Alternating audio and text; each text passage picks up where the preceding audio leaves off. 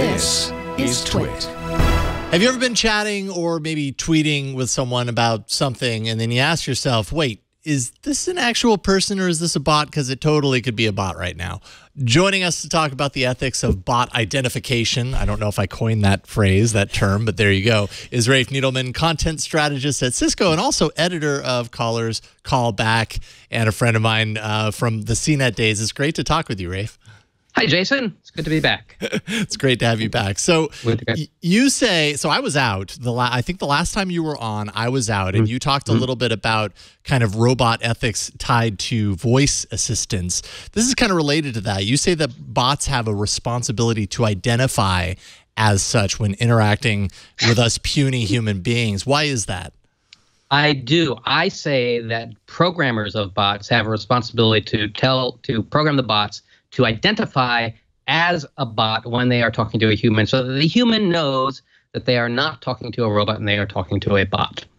And the reason is so that we as humans can correctly adjust our form of communication to the person or the entity that we are talking to. So we know that if we have confidential information that there's not a human looking at it over our shoulder, or we know that if we want to sweet talk the person on the other end of the line or the thing on the other end of the line, it's not going to get a genuine response if it's a bot, but it will if it's a human. Is this, I mean, kind of along the same lines as, like, you know, letting someone know that you're recording a telephone call? Like, is that kind of what we're talking about here?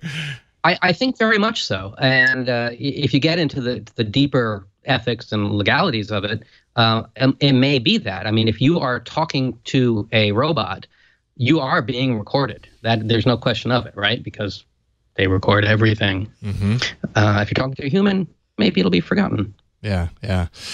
Is it our responsibility as human beings talking with robots to treat them as if they were humans? I think Megan and I were talking about this a little bit earlier, and I think in the kind of comparison to voice assistants, it makes a lot of sense why you might consider that. You know, it's probably just a good thing to treat to talk to things right or well, you know, even if it's a robot or whatever, just as a good exercise, a good way to live your life. Does that translate into kind of text form when you're chatting with robots? Well, that was one of the first stories I wrote on Caller Calls Back, my guide to technology etiquette. And initially I thought that, you know, we should teach ourselves and our children that people are people and you need to be nice to them, and robots are machines and you can treat them however you want because they're just machines. I think ultimately the correct thing to do is to be polite to everything, because you never know if that robot is actually a robot or a human, because sometimes there are humans impersonating robots, which is a whole different thing. And furthermore, if indeed these robots are recording us, and if they are becoming smarter and smarter, and if they are measuring our sentiment and using that as part of the way they treat us, then it just stands to reason we should be polite to whatever we're communicating with, because if we're not, it could come back to bite us. So many times when companies are working on chatbots, they have humans pretending to be robots, pretending to be humans. Yes. Where's the ethics there? Oh, I love that. That situation, which I covered here, is called the Wizard of Oz development methodology. And the idea is this. So I'm developing a chatbot to, I don't know, do anything, you know, a cooking chatbot, or, you know, somebody learning how to drive chatbot. Oh, that sounds like a bad idea. But I'm developing this, and I want to know what the users of this chatbot are going to do, how they're going to react. Now, I can't program all of this in, because I don't know how my users are going to react, and just figuring out what they might do is very resource intensive. So I, as the developer, or people working for me, sit down and pretend to be a robot and interact with the human at the other end, our client, our customer, as if we are the machine.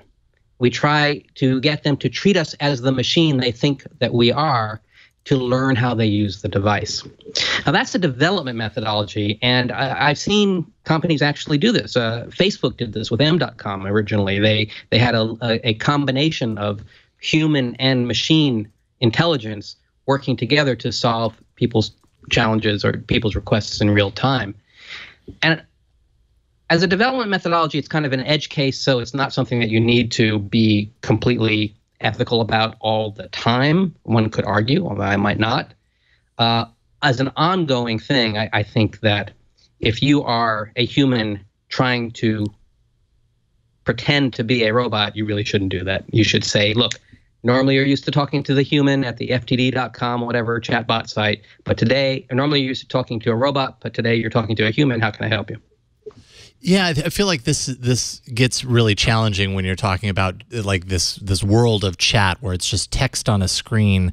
Like at least if I'm talking to someone in a real sense, I get other indicators that tell me whether this is a human or whether this is a robot. In text, I feel like it's really easy to miss that. Like, what is the responsibility of a robot, of a bot that you're chatting with to identify itself as a bot, and to what frequency? Because it could be very easy to kind of forget that if you're engaged in this super convincing chat with a bot. Well, I don't know if we need like a recording beep that comes on every 30 seconds and goes beep. I'm a bot. Maybe we do. But certainly at the beginning of the conversation, the bot needs to say, hello, I am a chatbot. I'm a machine, or something like that. How may I help you? Or hello, I am a person. I mean, especially when you go onto chatbots and they say, hi, you're talking to Steve. It's like, I'm not talking to Steve. Because, Steve could never answer my questions as quickly as you could. Or Steve wouldn't make that particular typo. Right. So it's, and we treat the entity that we are communicating with differently depending on whether or not we think it's a machine or a person with feelings. Yeah, I agree with that. And I wonder what it's doing to us. I mean, I follow a bot that, I forgot what it's called, but it's a Twitter bot that just occasionally reminds me to get off Twitter. It'll just say, like, you might be thirsty, get a drink. Or yeah, or stand up and stretch. And it's so nice, but I never feel like I need to respond to it. Thank you so much, because I remember it's a bot and it's called like, Calm Bot or whatever it is, Relief Bot. So, I mean, do you think it's changing us, like that it's making me feel like I don't need to respond to other people who might be giving me advice and saying thank you for it? Is it changing us? Yes, but I don't think in that particular way. I think that as humans, we are extraordinarily good at knowing how to interact with different entities, whether it's our family, our friends, our children, people we know are hard of hearing, pets, strangers. We categorize them in our heads extraordinarily well, and we know this person you have to be nice to. This person isn't all that bright. You got to be, very careful with what you say. This person takes everything literally. This person's very sensitive. This person just went through a divorce. Whatever. And we can put bots in that same category in our head and know to talk to this one in a particular way and this one in a different way. So I don't think that having AI helpers that we are communicating with is making us less human. However, I do think that it is a responsibility of the people who are putting those things into the world for us to interact with to let us know what we are interacting with. Is this a short-term consideration or a long-term? Because I feel like we're in the early days, of course, around building these bots and somewhat convincing bots. But like you point out in your article, they're very specialized in their knowledge. They're not all-encompassing. However, it's pretty easy to kind of look forward in the future and see where bots do become more and more like humans in a very holistic sort of sense, in the way that it thinks and the way that it communicates. At that point, is something like this necessary? Like maybe we are at a point then where we accept the fact that robots are like us, and that is unnecessary. Well, now you're getting beyond etiquette and ethics and into philosophy. Yes. And I refer you to Westworld. Okay. If a robot can imitate being offended by the way we treat it or being charmed by the way we treat it, are they actually feeling that emotion that they are imitating?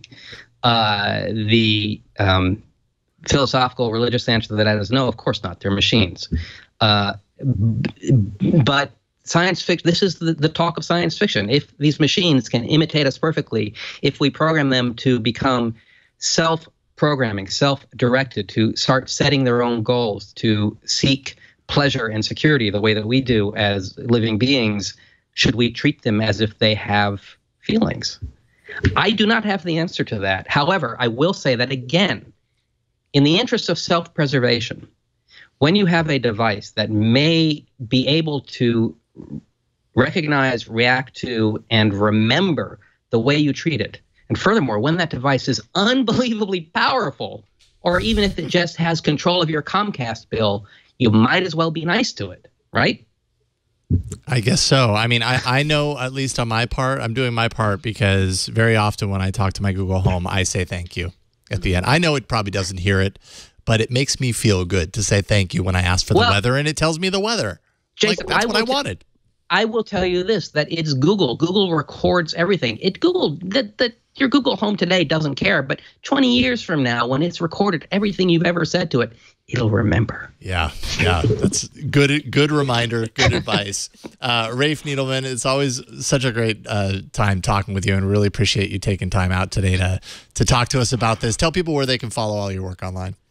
Right. So the Tech Etiquette Guide, your guide for proper behavior in a technological world, is at callercallsback.com, based on the #1 rule of who makes the call back when the cell phone call drops. It's callercallsback.com. I'm doing a lot of other work at Cisco, which I wish I could tell you about, but I can't.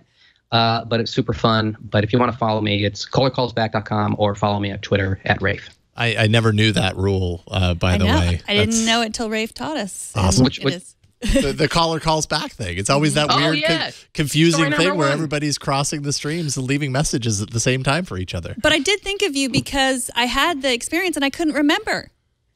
I couldn't remember if I called my dad or my dad had called me. I have a decision chart in there. The whole thing, etiquette is game theory. And every one of my columns, I'm trying to put a little decision chart in there. I have a question for you. This happened to me the other day.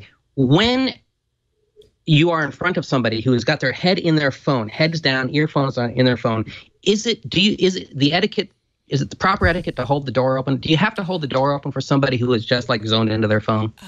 No, I don't think so. I don't think you do. I know. I mean, because in the times that you have, if you have, you probably notice that you don't end up getting a thank you on the other end. But that's why you hold the door open, to get a thank you? Well, no, but it's nice if I'm going to hold a door.